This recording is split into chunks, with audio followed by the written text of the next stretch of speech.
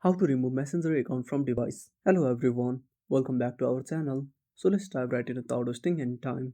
Also make sure to watch this video till the end. So first of all, open a Facebook on a device.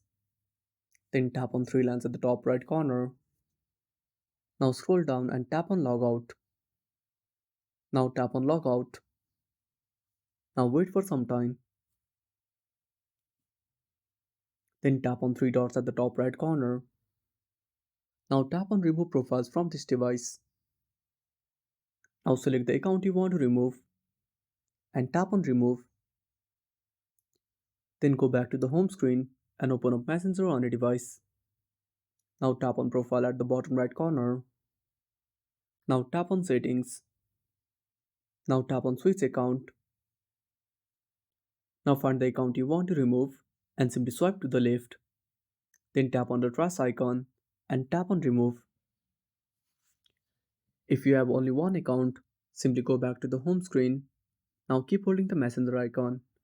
Then tap on app info. Then go to storage usage and tap on clear data. Then tap on delete.